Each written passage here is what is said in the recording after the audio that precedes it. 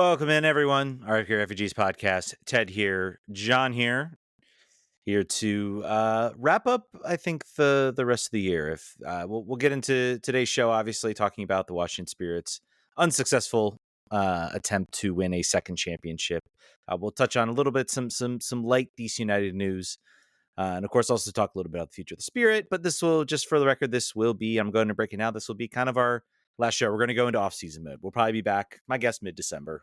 Once the news starts rolling out, we'll have the off-season.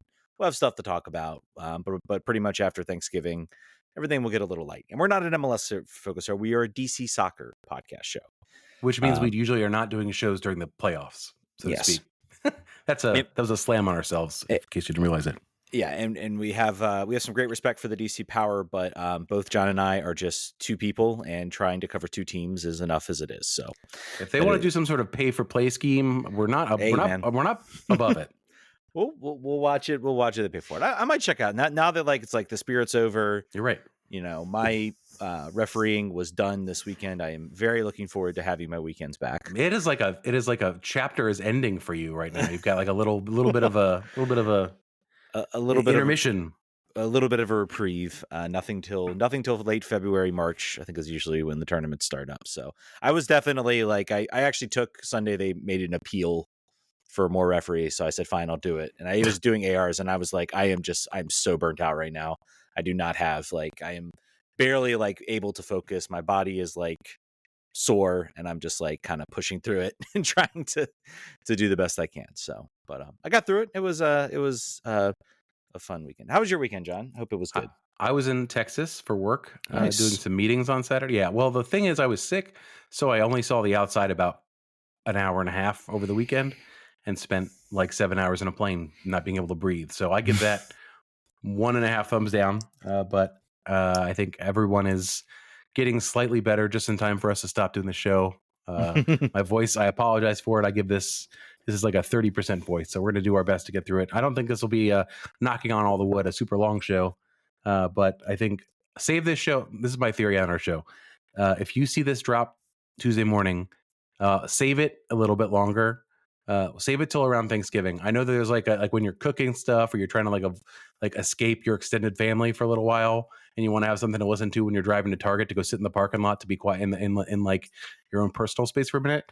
Use our podcast for that. So conserve, because we're not going to do one for a little while. That's why I'm saying this. Yeah. What about you? You refereed AR. That was this weekend? That was this weekend. And then other than that, it was, check. And then I got a little Sunday to watch playoffs. Went to a baby shower on Saturday, so got a little break. Up in DC, right? Up in DC, yeah. So went to a baby shower. And that was fun, and drove back and did some on Sunday, and so made my money. Of course, if you don't know, I'm in the process, if you're wondering where I am right now, I'm in the process of trying to get a house. So I think the extra income is trying to help. So it's patreon.com/RFK Refugees. Yes, if you want to have more time to watch soccer and less time to do this, the bills of this show do not, or the income we make from the show does not meet. We're so close. Both of us buying our pied-a-terres in our soccer cities of choice. So close. So close. All right, let's get into it. We run on like 4 minutes, guys. So if you're complaining about how we talk about nonsense, 4 minutes. You can handle 4 minutes of nonsense. Let's get into it. Washington Spirit in the NWSL Championship fall 1-0 to Orlando in the final. Disappointing. I guess it's hard to say. Obviously, I'll talk a little about Orlando. I talked about the game. I would not be sad. I would not be upset to see Marta win a championship. That remains true. Marta is a legend of the sport. Everything that she grew up in Brazil, the amount the federation just did not support, women's soccer at all. And she kind of fought through that. The fact that she exists as a player or playing professionally is a miracle, considering all the obstacles she had to put up with, and the players that she's inspired in Brazil. Great to see her win a championship. She was part of that Orlando side that was, very average to not great. So great to see for that. Unfortunately, comes at the expense of the Spirit. Overall, John, thoughts on the game and any big takeaways, I guess, we have from this game. I have some major takeaways. I think I sent it out on Blue Sky. And I want to preface, I'm not my thoughts on what could have happened in this game, and maybe some of the excuses do not take away from this Orlando team, which were the best side in NWSL this year. I mean, points wise and winning the championship. So, but before we get into that, what were your thoughts? I thought that they were an underdog coming in, to the extent that both of you and I picked them to lose. Going into the game, the injuries are serious, but so was Orlando's talent from end to end. I think you saw a shift in the way this team played post injuries into the playoffs, where they were shooting the ball 20 times a game in low percentage opportunities. They were not able to create the same sort of danger opportunities they were making previously with a full complement of players. You saw the injuries deplete their depth in a major way. You saw their impact players be blunted due to injury, due to fatigue, due to a number of things. I think this was a team that had maybe a bit of its luck run out against a team that had earned its way there entirely and had the talent and their game breakers were healthy. Their difference makers were fully available and there and in form, and the Spirits were not. And a one moment of a mistake, a balls hitting the post, things that should have maybe been called, maybe weren't. Whatever it was, they were certainly in this game. You can't say they weren't with the final score line, but this is a team that, in its full strength, going into this playoffs with all of its best players, you would think that they would have played differently. They wouldn't have been coming from behind in injury time each of their matches to get wins. I think it might have been different, but you got to play the game with the team you got, and I think that they have to feel like they are in. I think Jason Anderson said it on Blue Skies that they're at the beginning of a window. And in the beginning of the window, they made it to the finals and lost 1-0 without 3 of their starters and other injuries and depth across the line. So you have to feel, although losing sucks, it's never fun. You have to say that they are in an enviable position for any team in NWSL. Yeah, and we'll get into a little bit. I was able to compile. I looked at their list of free agents. Yeah, they aren't going to be missing a lot, and I think there's some of those free agents I think they'll be able to convince to come back. You talked about the injuries. You talk about luck running out. I think that's a fair point. I think what's been impressive about this team in the playoffs is it really hasn't been the story of Trinity Rodman, of Lacey Santos, of Ashley Hatch, of Rose Kawasi. It's been the story of Tara McKeown. It's been the story of Hal Hirschfeld. It's been the players who are kind of supplemental, even though Hal Hirschfeld is certainly making waves as a U.S. national team player. I thought Tara again was excellent in this game. I want to pick out, there were moments where she literally plays just line breaking passes from like her end of the third, and she's able to sort of play just incredible passes to open up for her teammates. I think the injuries it's very clear, like Trinity was not 100% in this game. She would kind of get the ball into space, and I feel like fully healthy Trin maybe makes a couple runs, tries to beat some players on the dribble. She held her runs a lot in this game. Still found, I think, a few moments where she could have, maybe been a difference maker. She'll say it wasn't an excuse. It's not an excuse. I should be, and I think that's fair. I think it's fair play to her to say those types of things, but she wasn't 100%. I look at the players who, should have been the difference makers on offense. I do look at Lacey Santos. I think she has been asked to play the number 10. And I think based on this playoff run, I don't know if I've seen enough to say, yes, she can be like a number 10. She's certainly a creative player. I don't think she has done enough to sort of really, like, the idea at the beginning of the year when they signed her was she was going to come mid-season. She was going to be that player because we didn't know, what Corey Bethune was going to be like. We're like, she was going to be the player that was going to be that creative force. And really, she hasn't. Like, Corey Bethune's been the better player. Like, she's the starter next year. I think Lacey Santos maybe will benefit, maybe not having the spotlight on her, where she can sort of share that responsibility next year. And Ashley Hatch too. I think Oleana Sarr was a underrated absence for this team that didn't get talked about a lot. And I think I remember there was a very particular moment in the year where she makes a run, and because she's a forward and she makes that run, she opens up space. I think it was for Tara Mikione on a shot on a goal in the regular season.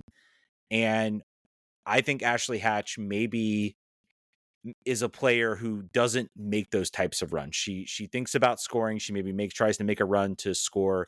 She's an excellent finisher, but her runs were kind of static in this game, and she really wasn't maybe like any type of difference maker that really sort of impacted this game. I think overall, like the team, the playing McKenna Morris, and really Hal Hirschfeld is kind of that lone defensive midfielder. I mean, overall, the team kept Orlando at bay, other than the goal. Overall, they played a better game. They just did not have the high-end talent, like you said, the high-end players step up. I think it's going to be some interesting conversations about where this team kind of goes from here. They're going to get some starters back. This could have been a moment for some of them maybe to make statements and say, hey, I can be better than some of these injured players. I don't know if we got those answers today. And not to be negative, I think this team's going to be good next year, but just some interesting thoughts. Like you had this playoff, you had 0 goals from Ashley Hatch, Trinity Rodman, and Lacey Santos, and Rose Kouassi. Yep. 0. So, yeah. I think that I'm interested. You talked about Lacey Santos was asked to play in the 10, and when there was a very brief time where both Corey Bethune and Lacey Santos were on the field at the same time. I think it was no more than 3 games. Mm-hmm. And as a result, to get both of those players on the field, they put Croy in the left wing, basically. And she didn't look very good there. She was not dangerous. She did not impact the game, really. I mean, she was okay, but she certainly wasn't the same player. So I'll be very interested to see, she's had a meniscus injury. I don't know if she's into training at all yet. She's done a lot worse than that to the knee before. Mm-hmm. So, typically I think a meniscus is like 3 to 5 months before you're back. So she should be okay to start the season, but who knows? But say that happens, I'm not sure from a positional perspective what the plan might be. I have my issues with Rose Kouassi as a starter on this team. I think that there are some, and I'll just get into those now since we're not going to like necessarily walk through the game specifically. Mm-hmm. So in the game against Gotham, her statistics were really good, and I think that I had saw a couple of situations where decision making in the box was poor, where and to your point, maybe that's bad runs, maybe there's the difference between Ashley Hatch and Ule Sar, but there were situations where players would be rushing towards the goal and would pull back on the 6 to try to create a lane for a pass, and Rose would push the ball down the line and either shoot and miss the goal or shoot directly at the keeper from a very poor range. I saw similar things in the championship. I think there were some times where she was good. She's got technical skill. She's one of the few players that's going to score near post left-footed as she runs down the line. She's got technical skill. No qualms with that. I think the challenge is trying to figure out what kind of responsibility does she have to the other players? Does she have maybe we don't know what's being asked for. Maybe Jonah's saying, hey, you're the volume shooter. I want you to, if you get close, I want you to shoot. I think you have the ability and the talent, and that's what I want you to do. But with all of the weapons on this team, I don't know that that's the move. She scored, I believe, no goals this season. Pretty sure. None.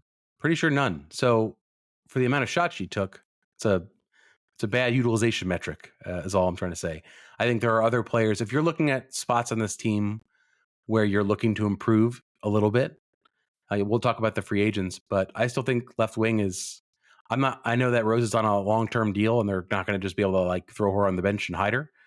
And I don't necessarily think that's necessarily warranted. She may, just like Ule Sar, have a much better second year. But I have real issues with decision making and sort of fit into the team based on her skill set and what I saw from her so far this year, and in this game as well. Yeah, I defended Rose Kouassi a little bit. I think what she brings is, there was a moment about 80th minute where she tracks back. The ball's going out for a throw. I think everybody on that field maybe gives up on the play a little bit. She hustles to the ball, wins the ball, shrugs off a defender and then literally carries on an attack and gets the spirit going onto the attack. Those types of moments are what I like from Rose. She's a relentless runner, incredibly quick, incredibly fast. Again, also I feel like it's worth mentioning she's 22.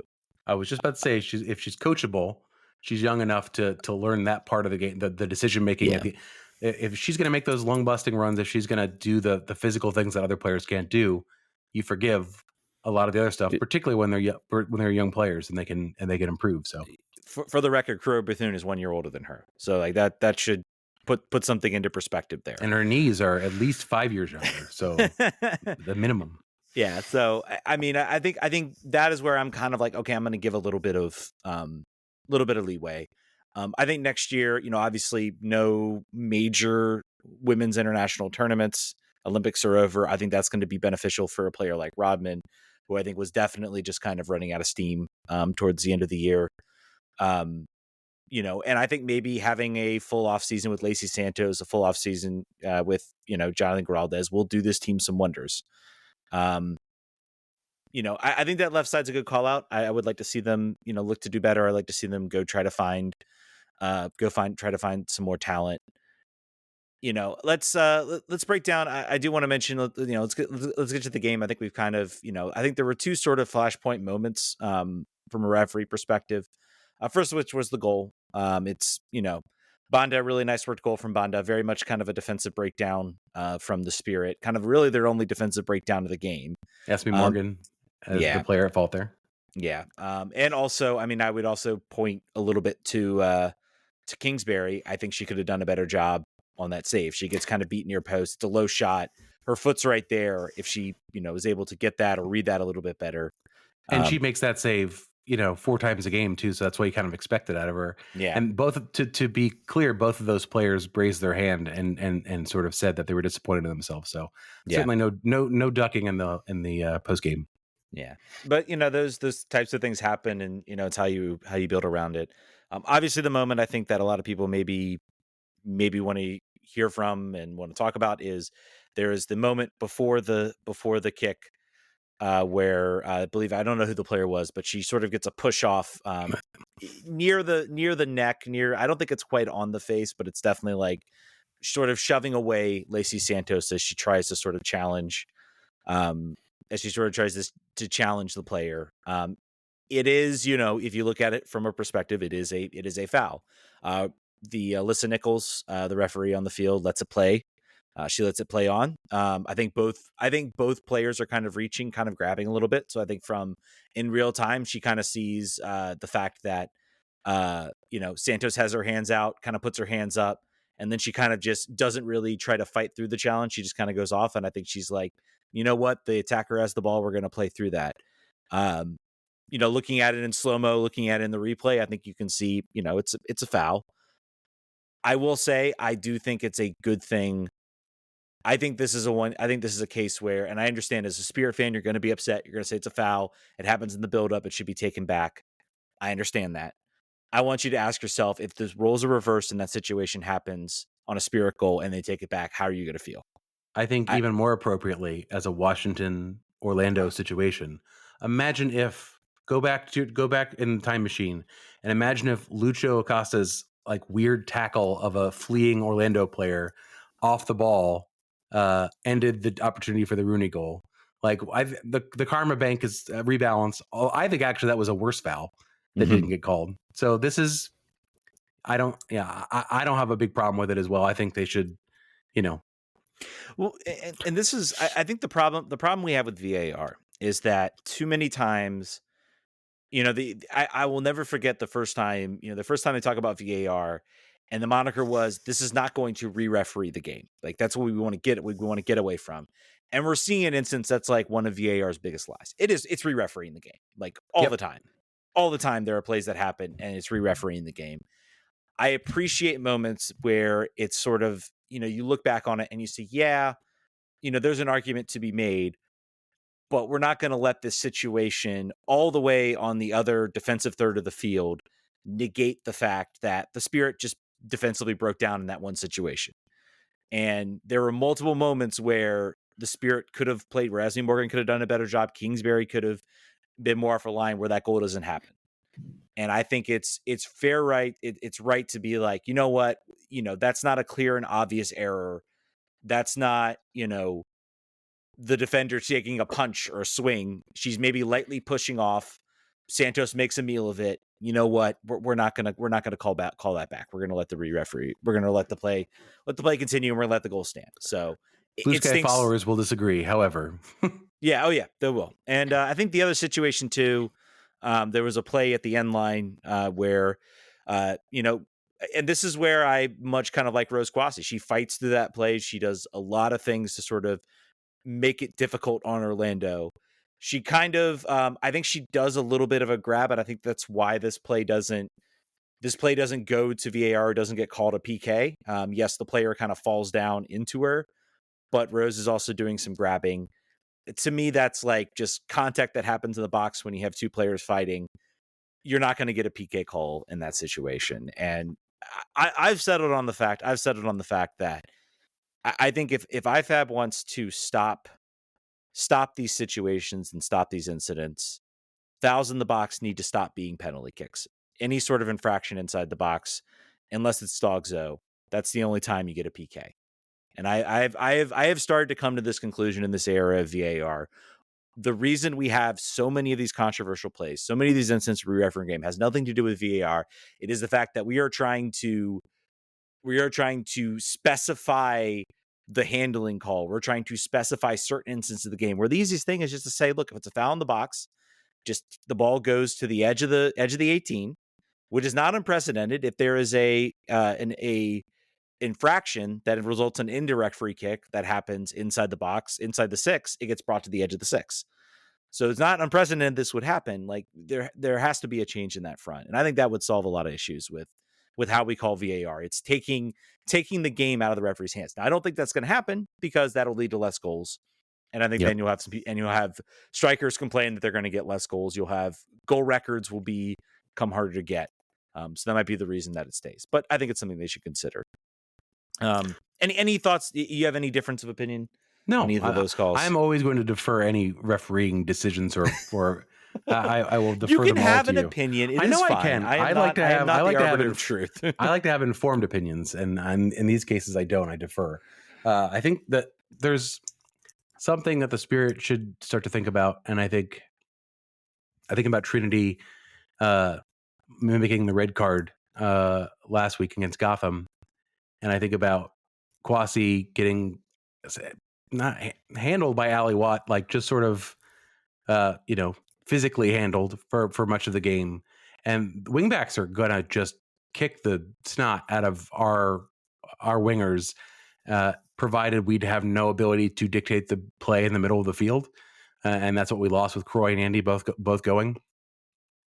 It just became they knew what the avenue was. It was going to be try to play long balls over the side for them to get on to run onto, and then get service in the box, and they would just foul these players, and it's just going to get worse. And Rodman is now a player who she's not injury prone for sure, but muscle injuries, back injuries linger, and they lingered all year long.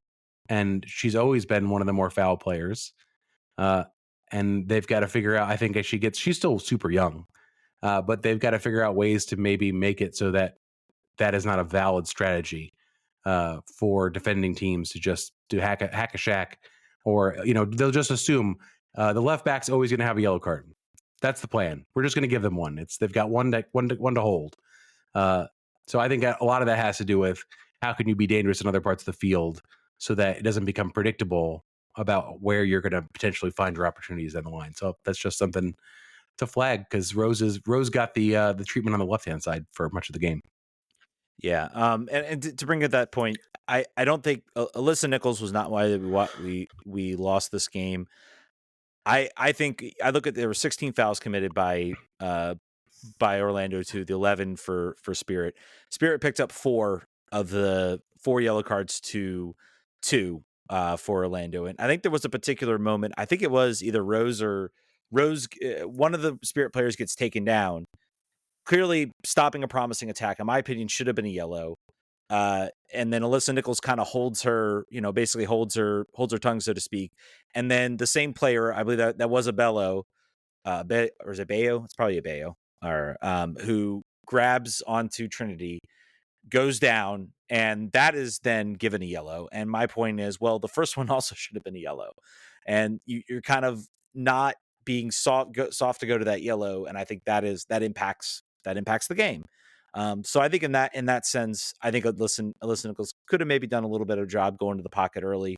I think it frustrated the Spirit a little bit. I think that's why they picked up some yellows throughout the game, as they were just getting frustrated. And so just kind of my thoughts on sort of her performance in that game. I don't think she's the reason we lost this game, so I don't like to talk about it a whole lot, but I do think some moments in that game, I feel like Orlando deserved a yellow on a couple of occasions and didn't get it, and the Spirit did. So it is just kind of one of those things. All right, let's stop looking in the past. Congrats to Orlando. Let's look to next year a little bit. I mean, obviously with the Spirit team, you have to think early favorites 2025. I believe it was talked about on Galazzo. You're getting Cribbethune back. You're getting Andy Sullivan back. You're not going to be really taken apart by free agency at all. Here, the notable free agents you have, Anik Patel, which I could easily see them saying, sorry, you take up an international slot. I think there's maybe some different options out there. Anna Halferty is another one. I think she'll be back. I think her injury status maybe hurts her free agency. I think she's a good person to have around. McKenna Morris, I think they should absolutely go and offer a new contract and try to re-sign. Lena Solano, where do you stand on her? Do you give her another chance, or do you say, maybe there's some better options out there?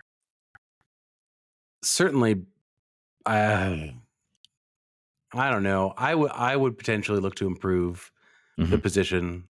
I think, if you're going to pick one of McKenna Morris or Lena Solano, I pick Morris. I don't think you need to keep them both. I think same with Patel. To your point, the international spot is something to consider. She's settled. You kind of know what you're going to get out of her. That's one reason you might want to keep her. Patel, I'm speaking of. But I think you could also, with money, not a super big obstacle for this club, you could maybe go aim higher and find a player. Because Sarah McKeown she's taken one of the spots. Before we were talking about Esme coming in here and being like, to pair with who? And maybe you'll get another center back. Second team, best 11, playoff hero, Iron Woman. Tara McKeown is written in the stars for 2025 without any hesitation. If I'm in the haze, I'm watching some of that distribution from her, and I'm saying maybe we could use some of that. She's 26, so still a little bit on the older side, but I mean, plenty of players have started later. Gracie Kruger's one, who I don't think she's really was in the national team picture, came to Washington, played well, and got herself back. She played phenomenal, particularly the back half of this year. Post World Cup, she was shut down. Post Olympics. Post Olympics. Sorry. Yeah. Really, really, really. I mean, I think she came with pedigree, quite obviously, but I was really, really impressed the way she played. Yeah. But getting back to, do I offer Lena Solano a contract? I do not. I think that she would be a player that, sort of similar to the MLS Next Pro situation. She's getting a little bit older now, so maybe she's a little bit, but she'd be a great reserve player. She'd be a great player on the bubble that's playing much more frequently than she is. But then the question is, do they want to run back Ule Sar and Ashley Hatch as the 1-2 strike partnership, even though they're under contract? They may decide they want to go a different way. I think a lot of things up in the air. I say you keep McKenna Morris, you have Anna Halferty, see where she's at physically in preseason, see if she's ready to be offered. You let Butel go, you let Barnhart go, you let Samantha Kuhlman go, and then all of the three players that were on injury replacement deals, let them all go. So give Mark some room to operate here, and provide maybe a little bit more experience depth, and then maybe loan out some players that didn't get opportunities to the league below. You can still do that. When does that league end? It ends, I think, either late November. You're talking about the Super League? Yeah. It ends late November, something like that, I think. Or maybe it goes till December. Oh yeah, it does go till December. So December, let's see, starts back up. December 14th will be the last week. So not too long, I would say, that they have there. But I was thinking a certain midfielder who saw no field all season long would potentially benefit. Well, Chloe Ricketts. Chloe Ricketts. definitely. And again, this is going to be the interesting thing coming up. Obviously, this year is no draft, so there is going to be players out of college, and they are going to be free agents. They can sign wherever they want, basically. I think it's going to be curious to see if there are Super League teams that can be competitive in signing these players. I think it's going to be interesting to see what the Spirit are able to do. Obviously, you as a player know that they have a lot of established names, but you can also say, well, look, Hirschfeld came in, she immediately started, she immediately pushed basically other players sort of out.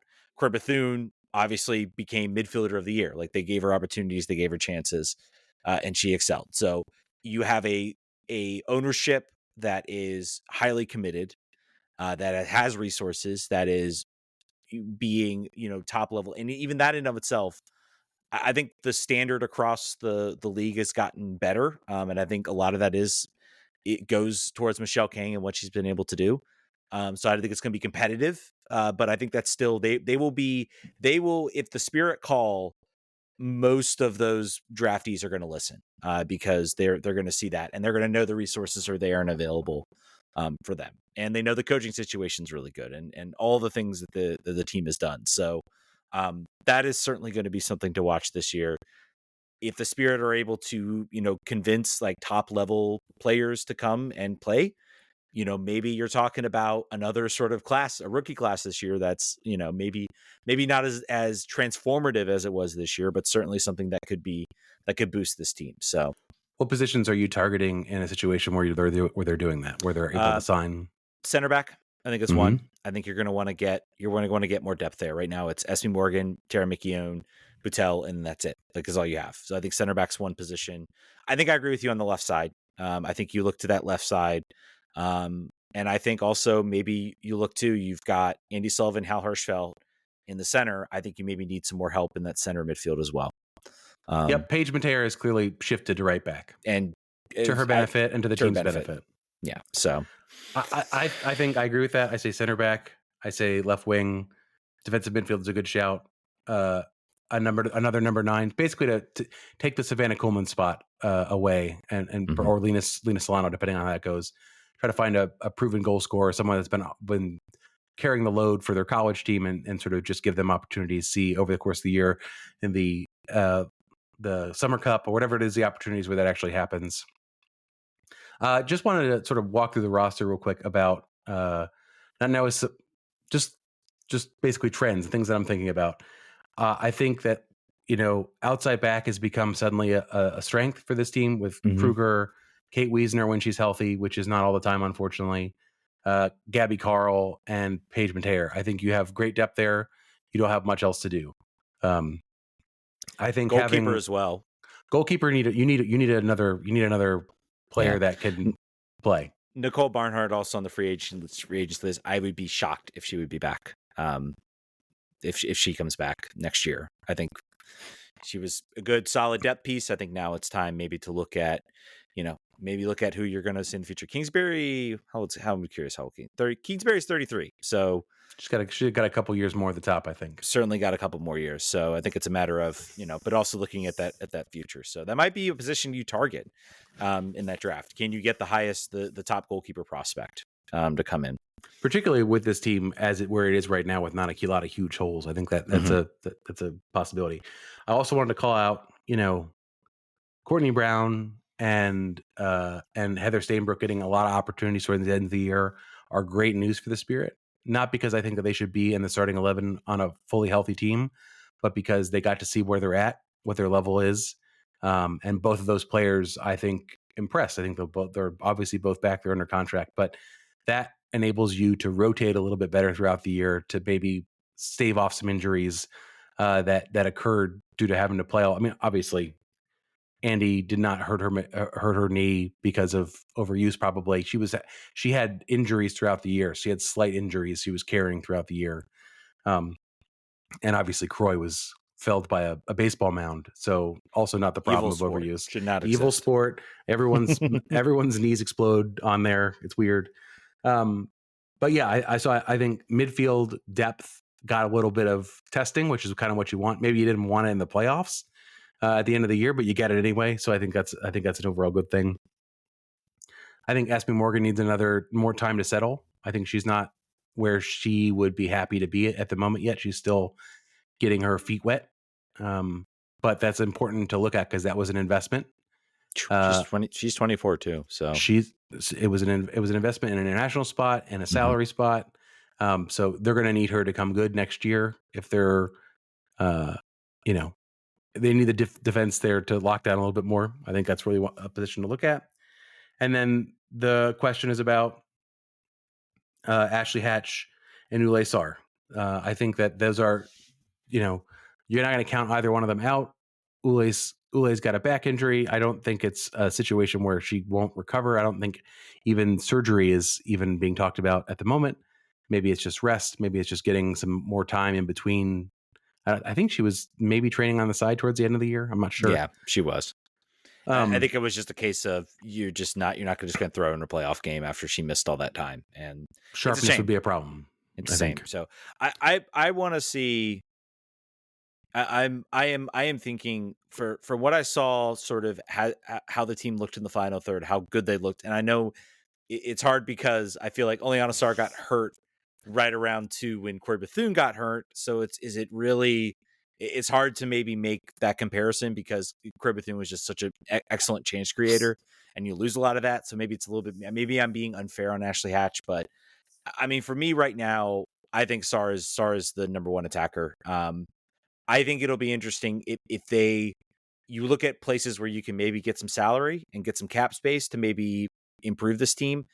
I mean, we know Mark Krikorian is not, again, I think the situation's changed with the CBA. They have to sort of be consulted now on these trades, but he's not opposed to making some big splashes. He's not afraid to be the bad guy.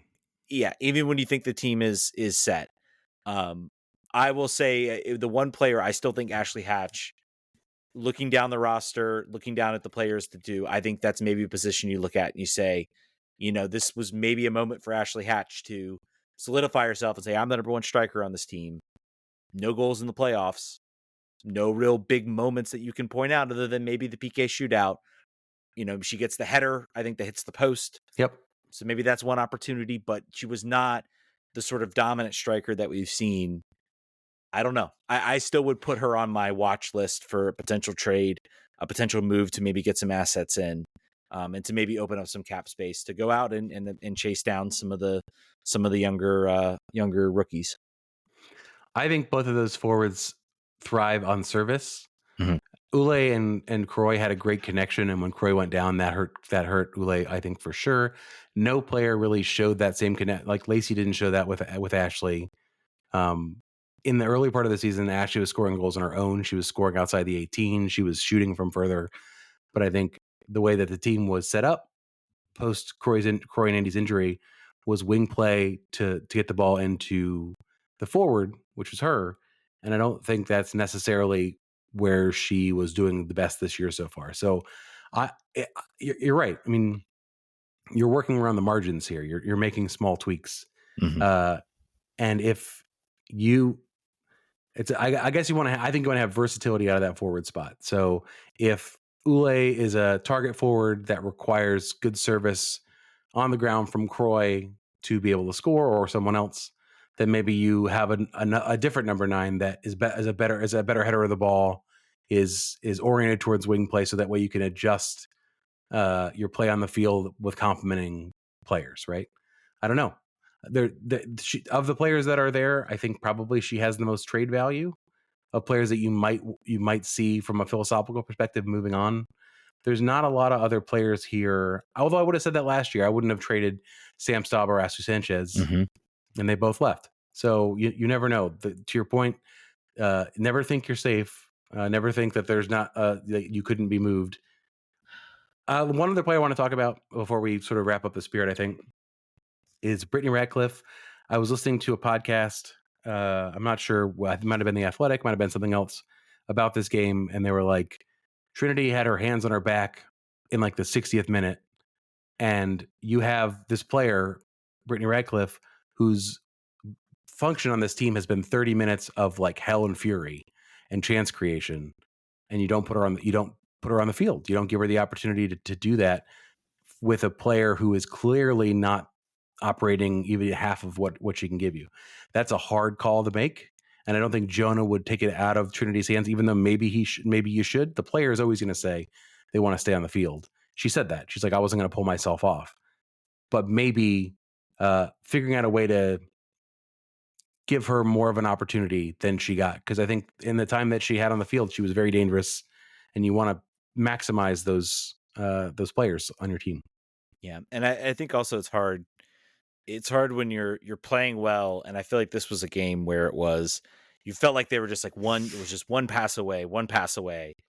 And I think as a coach that can be hard because you can look at the game and you can say like, they're connecting well. There's a chance here. There's an opportunity. They just need that one pass to go right and that one opportunity. And they did have a couple opportunities, but I think that's also the fallacy as a coach because you can say, you can make the argument Brittany Ratcliffe comes in, she becomes that player. I think also it's a little bit, if I'm Jonah, maybe I'm recognizing that this has been a playoffs where the team has been the one. The subs have come in and been the ones. Tara McKeown goal aside. McKenna Morris comes on as a sub against in Gotham. Gotham. Yeah, against Gotham, and plays the service to Hal Hirschfeld for the goal. So, those types of things. And also worth mentioning, one thing this team has to figure out is McKenna Morris a starter on this team? Because she is the only one on this team that seemed to be able to provide a proper corner kick, free kick, anything else. Once she left the game in the 73rd minute, Spirit lost probably one of their best opportunities to get a goal. The Which service is wild. That needs down. to be fixed. They've got to figure out another option there as well too. Yeah. So I mean, if it's maybe Robin that's Andy. Yeah, maybe. All right. I think that's gonna wrap it up. We do have some minor news and notes. See, Spirit fans, we talked about the Spirit first this time. But we fixed the great injustice of last week. we did. But we do have some small little DC news. First of all, just dropping today. We'll talk about this one. Stephen Goff says Bournemouth and DC United have re-engaged potential talks. Apparently, the fee, they were still kind of far apart on the fee, but now maybe there's a chance of getting something done. I think this is telltale sign. I do not think Akamboni will be back next year. Nope. I think this is it. If two teams are coming to the table, there clearly has been an offer. Bournemouth made another offer, and DC said, "Okay, we're closer now. Let's see how much closer we can get." Do you think there's sign with a loan till the summer? You think that's a possibility? Maybe. I also wouldn't put it past DC to be like, "Look, man, we could really use. We got a 1 year window with the Golden Boot leader. We want to get better now." How do you get better now? You sell Akamboni for $2 million, $3 million, $2.5 million to $3 million, let's say. You get to take $1 million of that and turn it into GAM. And that's what you can pump right into your roster right now. You can go out and also I will say, maybe this is an indication that they are looking at some of the players they're going to have to sign. Maybe they're looking to at free agency as well. And they're saying there's some players that are interested, but we're like, 100,000 off on this guy. We're 200,000 off on this guy. You know what? We need a little influx in cash. And we like Akamboni. We want him here, but we're also thinking he's more of a project than we're willing to let right now. So that could be playing into this. And we've got his 14-year-old brother, who's also a very good center back playing for the DC United Academy. So we just slide him up. Yeah, man. Trust what's coming up. Yeah. So I think this to me seems the clearest indication we're going to get an announcement. My guess is sometime after Thanksgiving, heading into free agency, that he's been sold. I think then they will be able to then take that, turn it into GAM. I think that will help them in their free agency pursuit to bring in some players. We've got a question that aligns with that before we get into the rumors. Brendan Cartwright on Blue Sky says, United has made center back one of its top priorities. How closely do we think Ali Mackay was involved in the signing of Walker Zimmerman or the drafting of Jack Mayer when he was at Nashville? I think high. He was the assistant GM in Nashville, correct?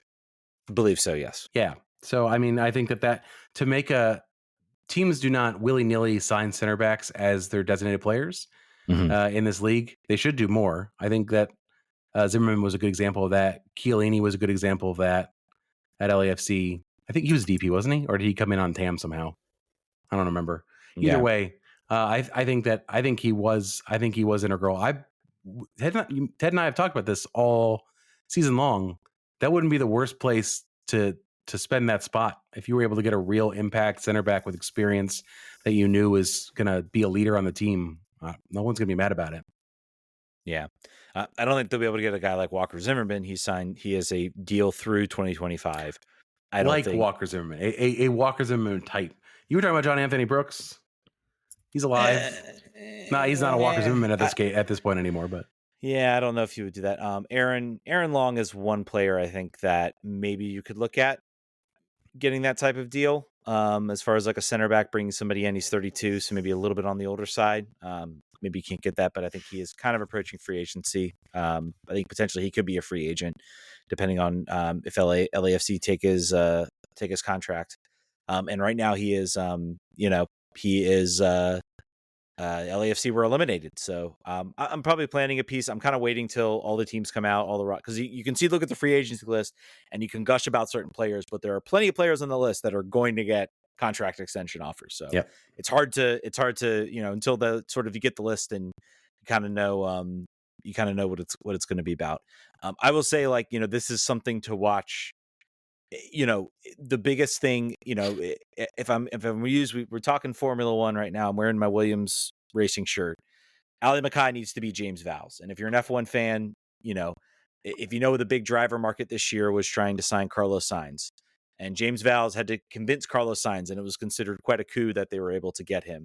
That's the job in front of Ali Mackay. You have a team that has been a legendary team in MLS that has not been good for a long time and has struggled for years, and it's about trying to convince these players that yes, we can build a winner here. Everything is different. We're going to be better, and that's a tough sell. A lot of free agents they're either going to want money, they're either looking for that one sort of big last payday when they kind of hit their prime, or they're looking to be part of a team that can go out and win a championship. Those are sort of your two sort of metrics that you're looking at. I think DC might be a tough sell that you're going to be able to win a championship within a year or two here. Especially you have, Benteke for a year, but then Benteke conceivably could be gone next year. How does that look? So it's a tough sell. I don't envy him in this regard. It's going to be tough. But I think if you're seeing, I think that's going to be his biggest win. If he can sign, I'll say two like notable free agents that sort of turn the page and you're like, oh wow, that's a big signing for them. You can start to feel good that, Ali Mackay is doing the work that you want to see out of a GM that DC hasn't had in a while. So notable players, there are a couple players we want to talk about. I've got my Griffin Yao jersey on, by the way, after he came back from injury and scored for his team, Westerlo. There was some heat about him coming back to MLS, but I'm not sure. I still love to see that. Yeah. Kevin Paredes as well. Sad story for him. He is out even more long-term. I think he said he had to get surgery. Oh, on his ankle? On his ankle. So Dang. I think he's out. He is out for even longer term. He was slated to come back in training. And then I think they decided to do surgery. So that's sad for him, especially because I think, he was getting some national team and I think that's kind of died down. Yep. Player rumors. There are some player rumors we've gotten. They are from, why we won't comment on the sources. Fabry Castro, the person on X or Twitter, we're still using that because that is where a lot of people still are. Hopefully, maybe more and more migrating over to Blue Sky. Talked about him. He's a number 8. Potentially, the guy sort of said he's a replacement for Click. I don't think that he will be paid the same as Click. The pedigree is not there. He's sort of bounced around a lot. Currently, I think playing in Colombia, if I'm not mistaken. So 32 years old, not a guy you really, in Colombia, not a guy, certainly been a strong player. I think I always kind of check the comments on underneath and kind of hear, again, I'm reading translations, but a lot of people are like, oh man, they've got their work cut out of them to find a better player. So it's always good when you see stuff like that and you see players that are wanted at their club. I think the reason, he's probably considering a move is that he's looking for a step up. He's out of contract, so he's a free agent, so he can sign wherever he wants. So certainly something to watch. I don't know if this is necessarily a player that moves the needle for me Probably doesn't move the needle for you. No, not at all. Needle is not stirring wherever the needle is. It's not moving, not doing much with that.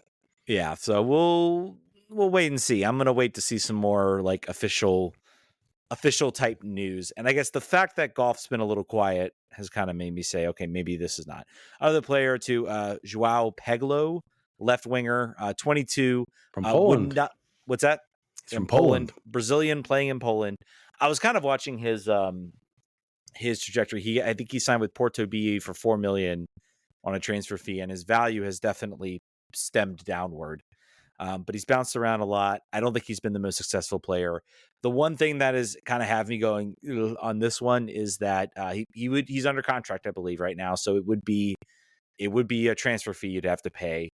He's also 22 right now. He'll be 23 in January. And I read through the roster rules about under 22.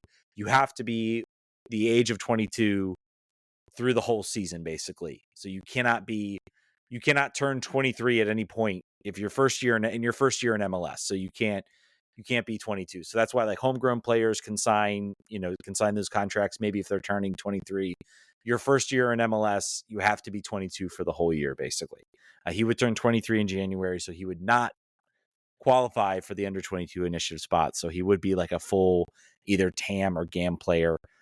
Not the greatest like pedigree, again, not like a player that's like lighting up that league. So I don't know where do you have him. I think we just we put these to the side, and I mean, you start to wonder, like when the rumor seems like weird enough and like sort of off the wall enough, like does that give it more credibility or less credibility? Like to me, it should give less. Like these players should not be. If you look at the players that left that we got rid of and with the salary they're making, you're thinking, all right, you can get an impactful player with some sort of pedigree potentially, and neither of these players are really not really that for me. So I prefer to think that they're bad rumors. That's the way I'd like to feel about it. I'd like to think we're aiming higher than some of this in our player acquisition, but we'll see. We need some help in a lot of those places. So and don't discount the fact that I think MLS is kind of becoming, I look at the fact, he's also, and I also I ran some searches on the other guy, Castro, and apparently he's also trying to negotiate. He's also in contract talks with his current club. So don't count the fact that, maybe the agent's like, oh yeah, we got interest from MLS. We're being used. Yeah. We're I don't know if we're being used. I mean, maybe if you asked Alan McKay, he'd be like, I have no interest in this player. I may have asked about him once. May have called, seen his availability. Maybe I sent a scout down there and was like, I don't really care. But that is still there, like, oh, he's interested. Same with Peglo as well. There are other teams apparently sniffing around in Poland. So, again, MLS, I think, is kind of now in a state where it is sort of kind of a league where it's an attention grabber. They know the money's there. They know they are willing to pay a premium for players in a sense, because, they, even though they have salary caps, there's a lot of other mechanisms. So MLS is kind of becoming one of those leagues where it's like you get linked to there, and then maybe you can get another contract offer. So listen, when you have a guy that scored 6 goals in 4 years across 3 leagues, you just got to do it. Don't even think about it. Don't even think about it. So yeah, man, let's keep it going. Let's keep that rumor mill going. New rumors, please. Yeah, new rumors. Free agency rumors. That's what I want. Works too. MLS free agency rumors. Again, also to say, looking the pedigree of players, DC has a lot of roster slots to fill.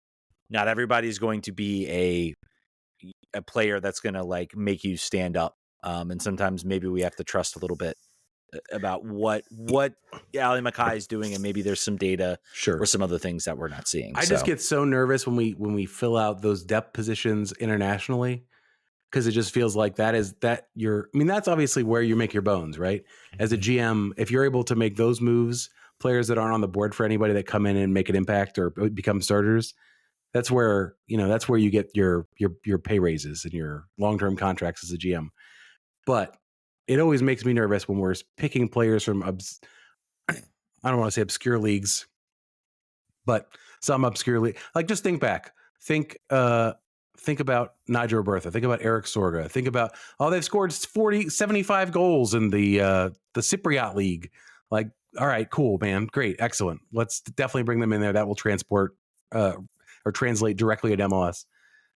So, yet, like when you think about depth positions, you're like, all right, there's guys in MLS that aren't going to knock your socks up, but generally what they're going to do. The floor is set.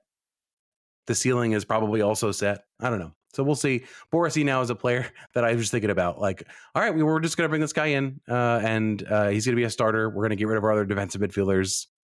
He's the guy. And when you don't have the tape, I guess there's just like a fear of the unknown when you're coming from a different league and not one that is demonstrably more competitive than the one you're in. Yeah. I don't know. We'll see. I think that's going to do it. We'll get worried about it later.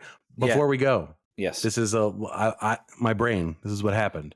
I was looking up Faber Castro. I was looking at teams he played for before. Servette came up from the Swiss league, and I was like, I know that. Where do I know that from?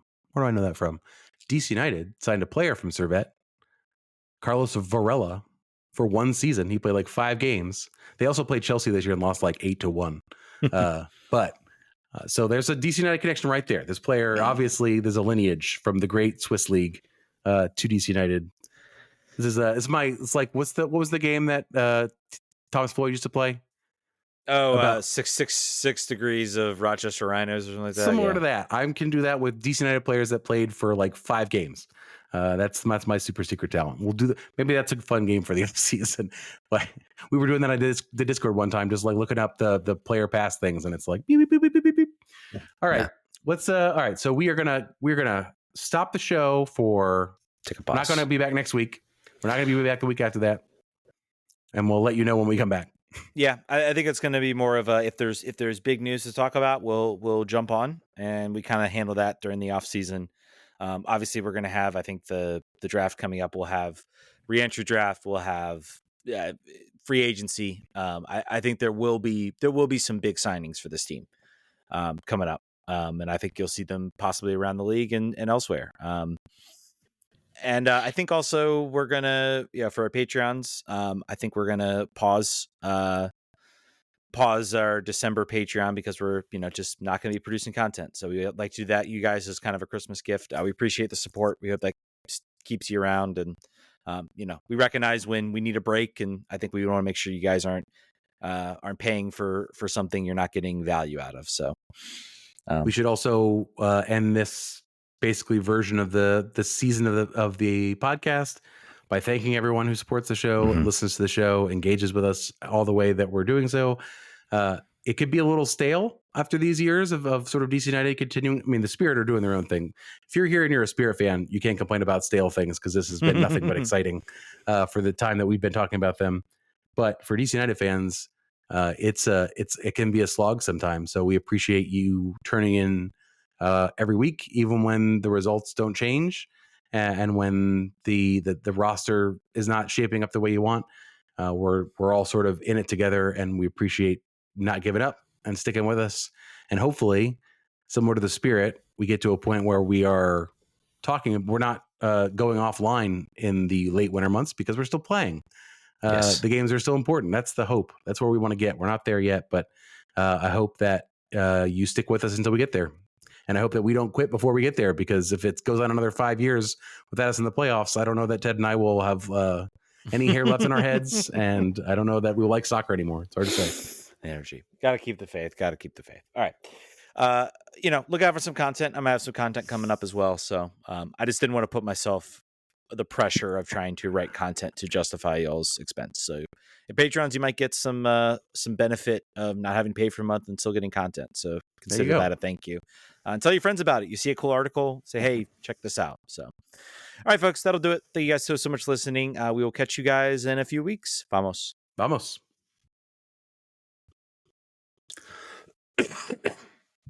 Just under an hour.